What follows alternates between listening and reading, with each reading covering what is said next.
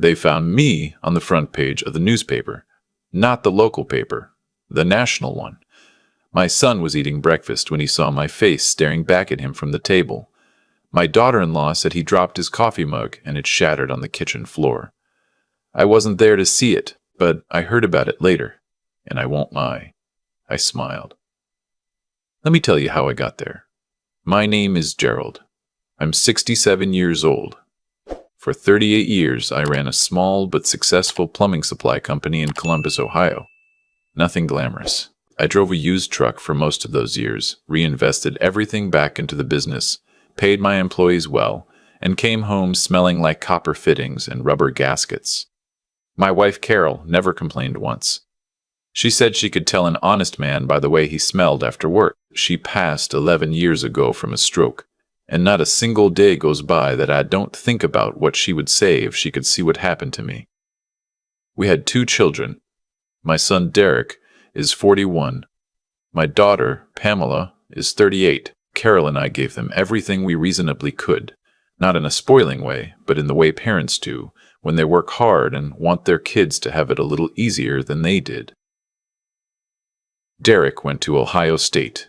Pamela got 2 years of community college before she decided she wanted to open a boutique, which I helped fund. I didn't ask for anything back. That's not why I did it. I did it because I loved them, and because Carol would have wanted me to. After Carol died, I kept working. The grief was heavy, but the routine helped. Derek had married a woman named Stacy by then, and they had a house in a suburb called Worthington, about 20 minutes from me. Pamela had married a man named Troy, who I never fully warmed to but tolerated for her sake. They lived closer, maybe 10 minutes away. I saw both families on holidays, sometimes more. I thought we were close. I thought that's what we were. The trouble started, looking back, about 2 years after Carol passed. That's when the questions began. Subtle at first, Derek asking how the business was doing, whether I'd thought about retirement, whether I had a financial advisor. I told him yes, I had an advisor, a good one named Phil, who'd helped me for 15 years. Derek said Phil sounded old-fashioned, that there were better options now, smarter ways to manage what I'd built. I didn't think much of it. He worked in finance. I figured he was just being helpful. Then Pamela started. Her boutique had struggled for a couple of years, and Troy's construction business had run into some problems I didn't fully understand. She came to me one Sunday and asked very gently whether I had updated my will recently. I told her it was in order. She nodded and said she was only asking because she cared about me, that she wanted to make sure everything was clear for when the time came. I told her I was 65 and healthy, and she shouldn't be so morbid. She laughed it off. But she brought it up again 2 months later, and then again at Thanksgiving. By the following spring, both of them were bringing it up together. I remember sitting at Derek's dining room table and realizing, for the first time, that they had coordinated. They had the same language, the same talking points. Derek talked about tax efficiency. Pamela talked about family stability. Stacy sat quietly and looked at her hands. Troy was not there that night, which I found odd. Afterward, driving home alone, I felt something cold settle in my chest. Not anger yet, just a recognition, the kind a man gets when he's run a business long enough to know when someone's negotiating with him. I didn't say anything. I kept the feeling to myself and watched.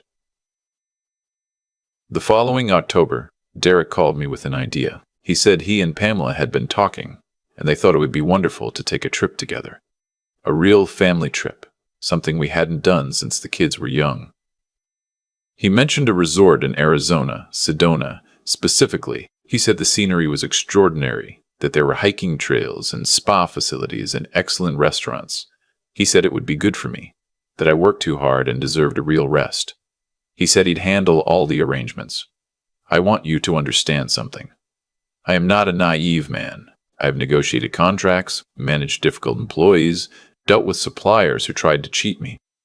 I know what people look like when they want something, and yet, and I say this not to excuse myself, but to be honest, when your own children invite you on a vacation and tell you they want to spend time with you, something in you wants to believe it. Something in you needs to believe it. I am not ashamed of that. I think it's simply what it means to be a father. I said yes. We drove to the Columbus airport together in Derek's SUV, which I remember thinking was a good sign. The togetherness of it, everyone in one vehicle. Pamela and Troy met us there. The flight to Phoenix was fine. Derek sat next to me and we talked about baseball for most of it, the way we used to when he was a teenager. I felt, for those 2 hours, genuinely happy. The resort was beautiful. Red rock formations everywhere you looked, the kind of landscape that makes you feel small in a good way. Our first evening we had dinner on an outdoor terrace, and the sunset turned everything orange and pink. Pamela took a photograph of me with both of them, and I saved it to my phone. I looked at it later in my room and thought, this is good. This is what Carol would have wanted. The trouble began on the second day.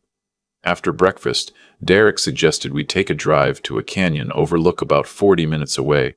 He said the views were unlike anything, that we absolutely had to see it. Pamela said she and Troy were going to stay at the resort. Spa appointments they'd already booked. Derek said it would just be the two of us, father and son, like old times. I remember feeling touched by that. We drove out to the overlook. It was genuinely stunning. A wide canyon, deep red walls, a hawk circling below us. We stood there for a while without talking, which I appreciated. Then Derek said he wanted to show me something. He pulled out an envelope from his jacket. Inside were papers. Legal papers. I recognized the format. I'd signed enough contracts in my life to know what a document transfer looks like.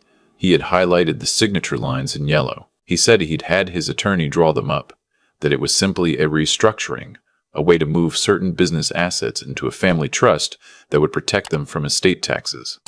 He said Phil, my advisor, was too conservative, that this was what smart families did. He said Pamela had already agreed. I stood there at the edge of that canyon and looked at my son. I asked him if he had brought legal documents on a family vacation.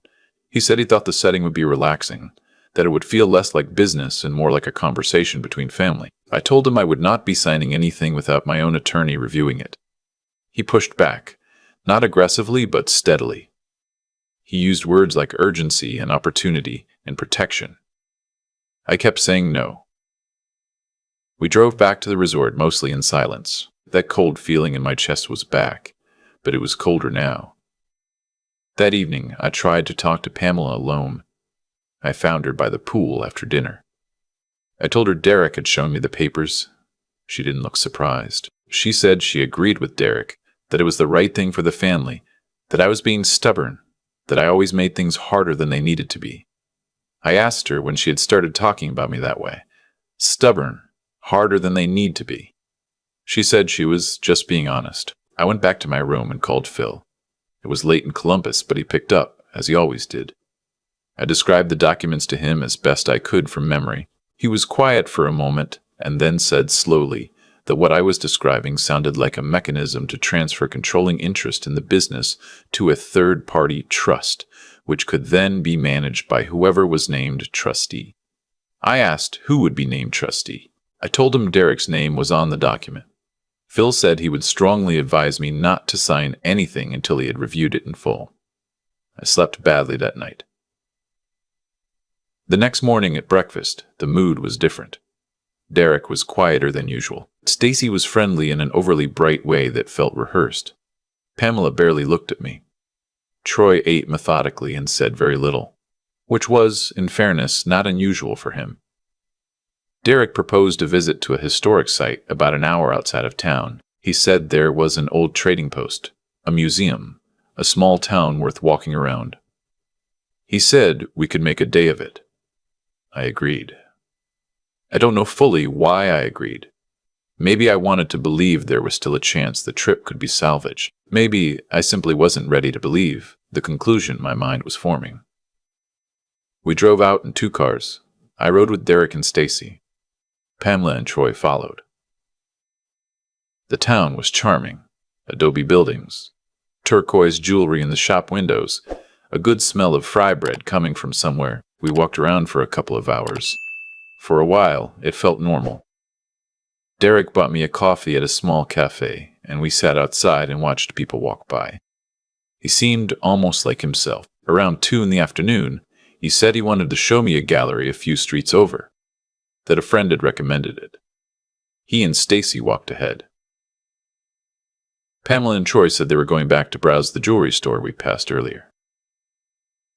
I said I'd catch up with Derek. I spent maybe 20 minutes in that gallery. Southwestern paintings, a few sculptures.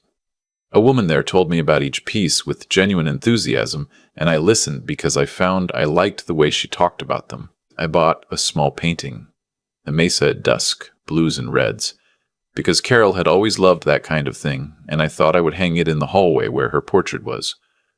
When I came back outside, Derek's car was gone. I walked back to where we parked. Both cars were gone. I took out my phone to call Derek. The call went to voicemail. I called Pamela. Same. I called Stacy. Voicemail. I sent texts.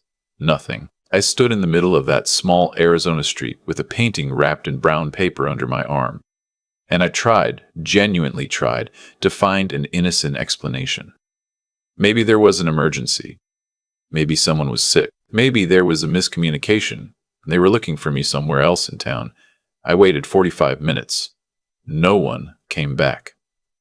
Here's what I want you to understand, because this is the part that people who have not experienced it will find hardest to believe.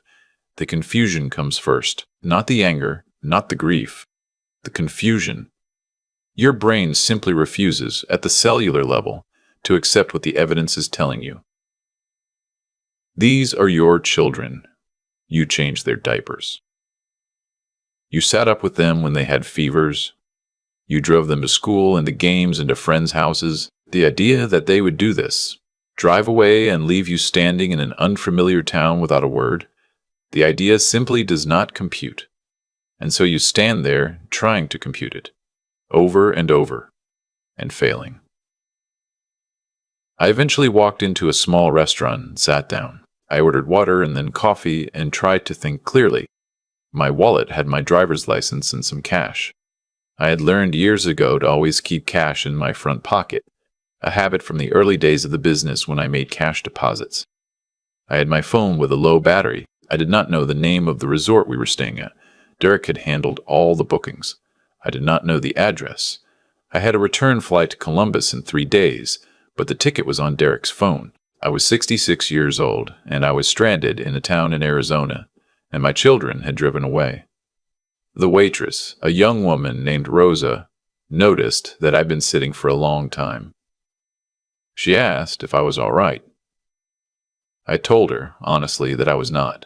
I told her, because there was no point in not telling her, that my family had apparently left without me. I said it matter-of-factly because that was the only way I could say it without my voice breaking. She sat down across from me without asking and said, "What do you need?" I have thought about Rosa many times since that day. She didn't know me. She had other tables. She didn't offer sympathy in a performative way or look at me with pity. She just asked what I needed and waited for an answer with complete practicality, like a person who understood that some situations required action before they required feeling. I told her I needed to find my hotel. She helped me search the resort name using my phone's remaining battery and a description of what I remembered. The Red Rock view, the outdoor terrace, the name starting with the letter A. We found it within 10 minutes. She called a local car service for me and waited until it arrived. I left her a $50 tip, which she tried to refuse, and I told her she would be doing me a disservice if she didn't take it. The drive back to the resort took 50 minutes. I used the time to think.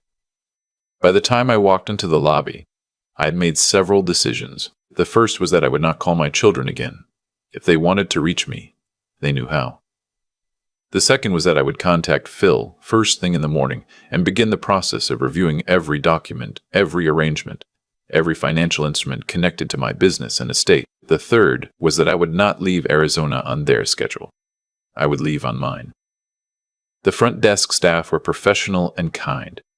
My room was still in Derek's name, but they confirmed I was a registered guest and gave me a new key. I went upstairs, plugged in my phone, and sat in the chair by the window looking out at the red rocks going dark in the evening light. I ordered room service. I ate slowly. I watched the last of the sunset. Derek called at 9:40 that evening. He said they'd had a family emergency, that Stacy's mother had called with a health crisis, that they'd had to leave immediately, that they were sorry, that they should have communicated better.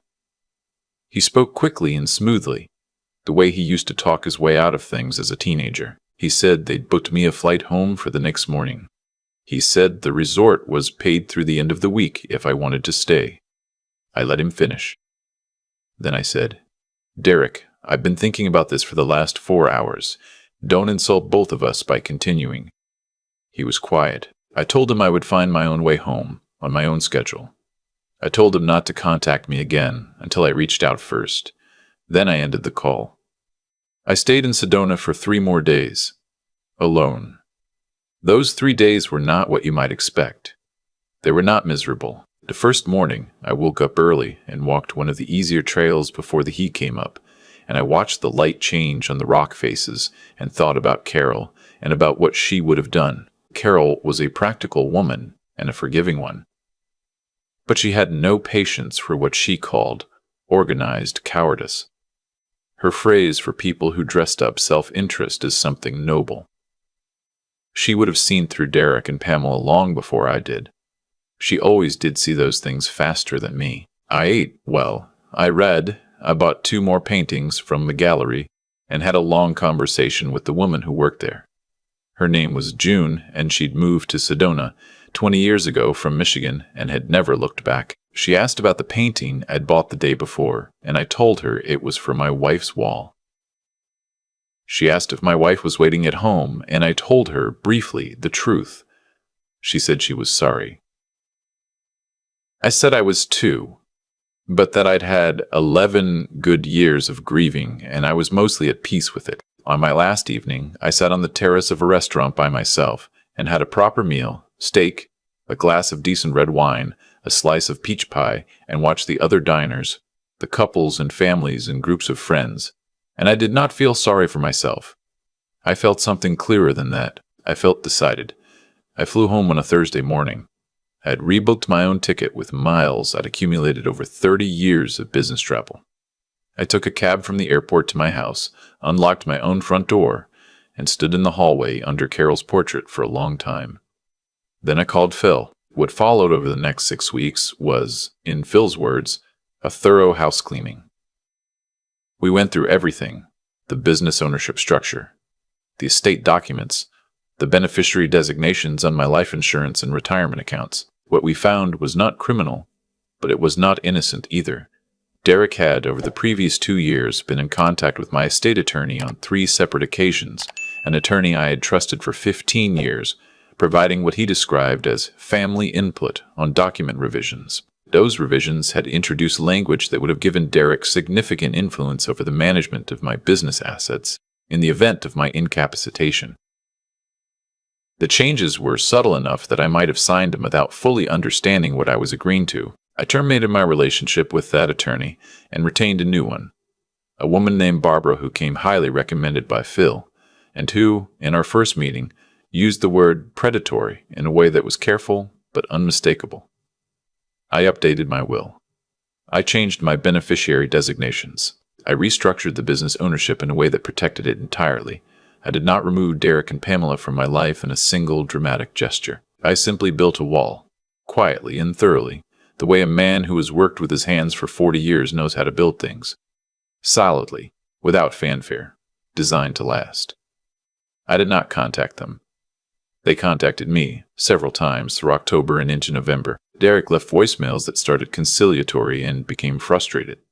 Pamela sent long text messages that alternated between apology and accusation. Troy called once, which surprised me, and said something about misunderstandings and family unity that I found both hollow and slightly rehearsed, as if he had practiced it.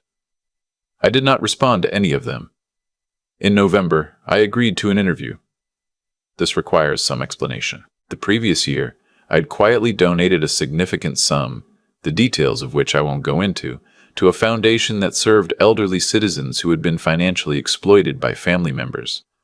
I had made this donation anonymously after reading an article that stayed with me for months. The director of that foundation, a woman named Dr. Patricia Owens, had been trying to reach me for some time, because the donation had been large enough that she wanted to understand the donor's story. When she eventually tracked me down through Phil, I agreed to speak with her, still anonymously, about what I was learning about my own situation. What I did not fully anticipate was that Dr. Borby Owens was also working with a journalist, a reporter from a national publication, who was writing a long-form piece on financial exploitation of elderly parents by adult children. The phenomenon, apparently, was far more common than I had known. Dr. Owens asked if I would be willing to share my story as part of that piece, with my identity protected. I thought about it for 2 days. Then I said yes, but without the protection. I told her I wanted my name used. I was 67 years old, and I had built something with my own hands and my wife's partnership and 38 years of early mornings and honest dealings, and I was not going to be anonymous about what had been attempted. Dr. Owens said that was my right, but she wanted to make sure I understood what it meant. I understood.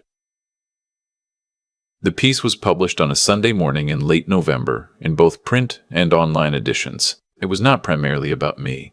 I was one of several people interviewed, and the piece focused on the broader patterns, the legal mechanisms typically used, the warning signs that older adults and their advisors should watch for. But my story was in there, with my name, and with the specific details of the document Derek had produced at the canyon overlook in Arizona. Derek was eating breakfast when he saw it. His wife called Pamela, who called me 4 times in a row, then sent a text message in all capitals that I did not read until later that afternoon. Troy apparently called a mutual family friend we both knew, a man named Gary who had been close with Carol, and asked Gary to intervene on their behalf. Gary called me, and I told him what had happened, and Gary was quiet for a long time and then said, "Jerry, I'm sorry. I didn't know." I believed him. The response to the article was something I had not prepared for. Dr. Parable, Owens's organization, received several hundred contacts in the days following publication. People who had experienced similar situations. Family members seeking resources, financial and legal professionals looking to get involved. My own email, which Phil had listed in the piece as a point of contact for others in similar situations, received over 400 messages in the first week. I read every one of them. Some were from people my age who had gone through worse. A woman in Minnesota whose son had taken power of attorney and drained her savings account. A man in Florida who had been removed from his own home through a series of legal maneuvers he didn't understand until it was too late. A couple in Oregon whose adult children had forged their signatures on a property transfer. Reading those messages, I understood that what had happened to me, painful as it was, had stopped before it became those things. I had been lucky, and I had been stubborn, and I had Phil. Others were from adult children, who wrote to say they recognized themselves in the piece, not as perpetrators, but as people who had been watching a parent's finances anxiously and needed a different way to have that conversation. Those messages surprised me. They were harder to read, in some ways, because they required me to hold complexity. To understand that fear and grief about a parent's aging could twist into something ugly without the person fully knowing it was happening. I'm not sure I fully excuse what Derek and Pamela did, but I have tried, in the months since, to understand it.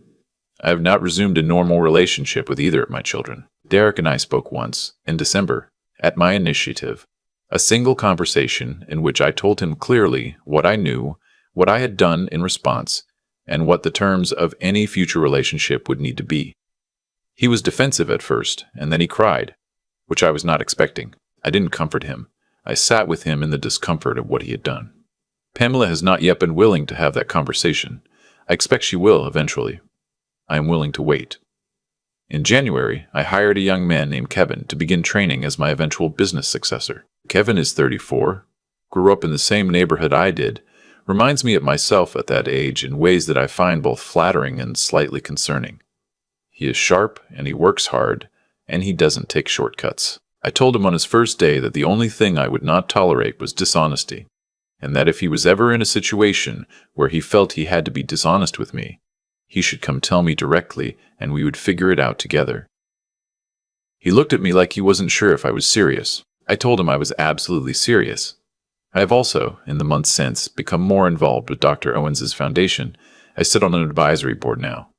I have given 2 talks to groups of older adults about the specific legal mechanisms used in elder financial exploitation and what to watch for. I am not a lawyer, and I'm careful to say so, but I am a man who has been through it and who can speak plainly about what it looks like from the inside.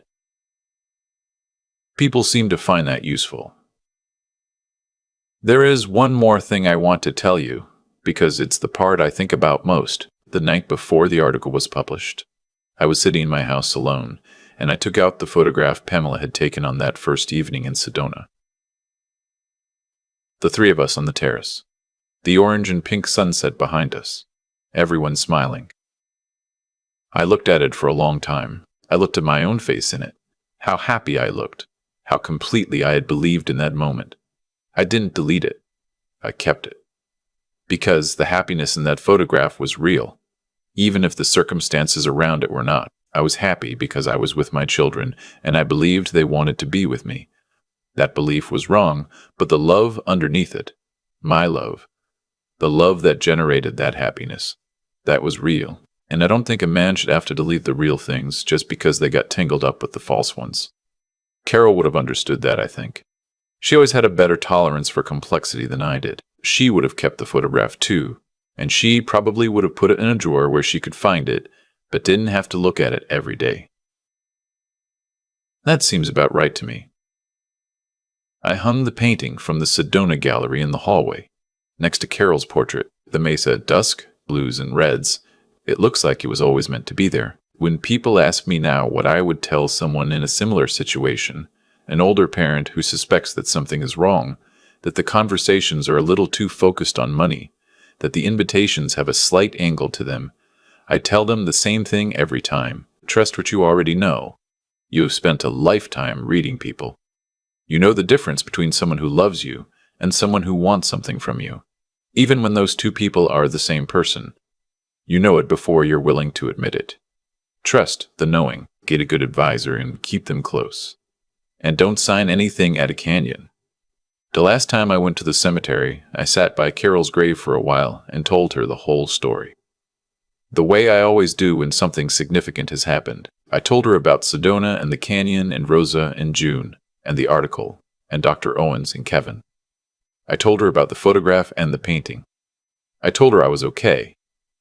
There was a hawk overhead circling slowly, the way they do in the thermals in the late afternoon. I don't believe in signs. I never have. But I sat there and watched it for a long time anyway, because it was beautiful and I was in no hurry, and because some things are just worth watching. I drove home in the October light, and I made dinner, and I ate it at my own table in my own house, and I was, for the first time in a long time, entirely at peace.